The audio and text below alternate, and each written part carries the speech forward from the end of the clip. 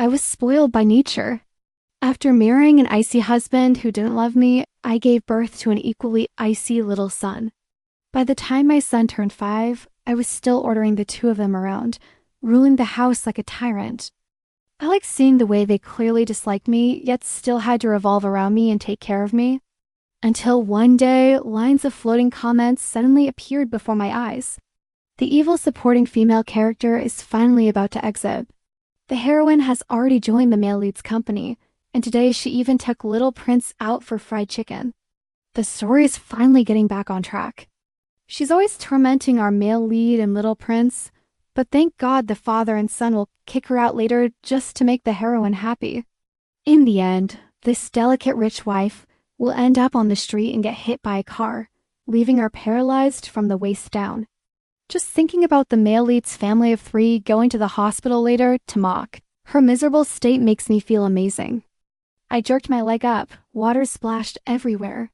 My husband, who had been crouching on the floor washing my feet, and my son, who had been squatting beside him massaging my calves, were both splashed across the face. One big and one small, with nearly identical iceberg faces, frowned at the exact same time. I stammered, "Never mind. I'll do it myself." Ethan Shaw knitted his tiny brows. With his little head, he couldn't figure out why I was always changing my mind on a whim. "Mom, is the water too hot?" Embarrassed, I put my feet back into the home foot spa basin. "No, I'm done. You don't need to massage them anymore. Get up first." I swallowed, then looked at my husband, who was still kneeling on one knee on the floor. "You too. Get up." Compared to Ethan, Adrian Shaw was much more composed. He seemed long accustomed to my mercurial temper. Calmly, he stood up and turned to get a towel. I stared silently at the rolling comments. So I was the evil supporting female character, while my husband and son were the male lead and the little male lead of this world. Not only was I destined to step aside for the heroine, Ethan himself had been arranged into the plot because the author didn't want the heroine to go through childbirth. So they had me, the female side character, do it first. In the end, the heroine would appear looking beautiful and flawless, smoothly inherit my husband and son, heal them, and make them realize that besides me, there really was such a gentle, kind woman in the world. And then the 3 of them would live happily ever after. I slowly clenched my fists. Adrian was one thing. After all, ours had been a marriage with family interests factored into it.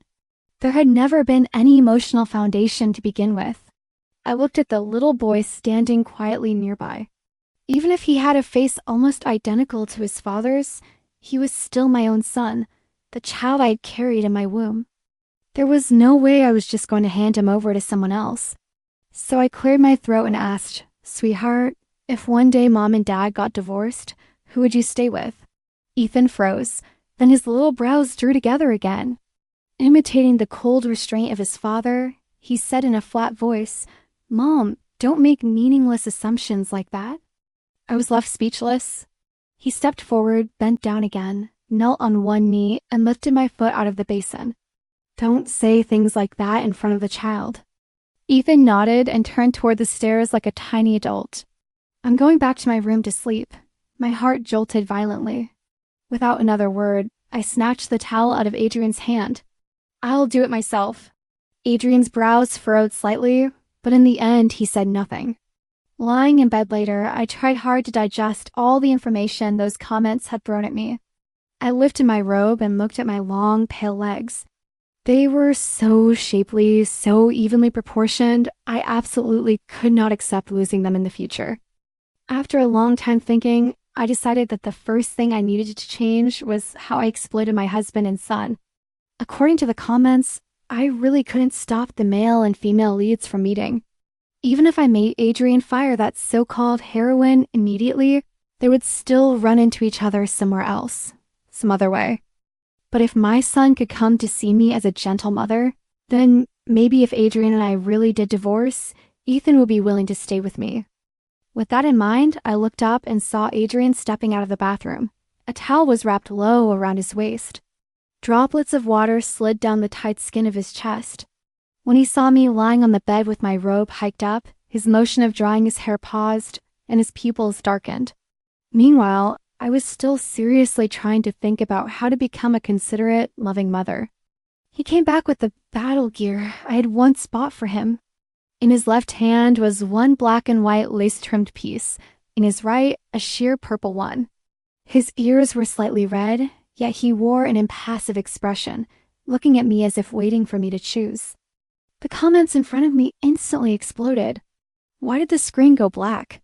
What do you mean there are things my premium membership isn't allowed to see? Fine, I won't insult the female side character anymore.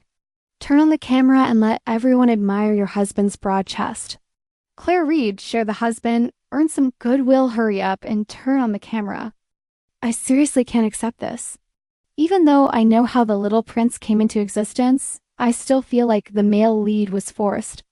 Can't she see how her husband always keeps a cold face every single time he does this with her? Same. The male lead clearly rejected it the first time, but she keeps forcing him to wear these things every time. Just to satisfy her weird fetish. Disgusting. It's fine. Thinking about how those legs draped over the male lead now won't even exist before long makes me less angry. I took a deep breath. Watching Adrian about to go change, I suddenly yanked the blanket over my legs and covered them tightly. I am not in the mood today. Let's just sleep early. The moment the words left my mouth, the entire room seemed to freeze. The comments instantly erupted in celebration. Oh, did the sun rise in the west today? Look at how white his knuckles are from gripping that lace outfit, humiliated but enduring. Especially after the words, not in the mood, his face darkened visibly by several shades. In the past, every time I made him wear these outfits, he had always looked reluctant. Now, watching the flood of scrolling comments, I barely even dared breathe. Understood. He casually tossed both outfits back into the closet and lifted the blanket to get into bed. Beneath the covers, I secretly pinched my own legs and let out a long breath. Thank God. They were safe. Love you. My legs.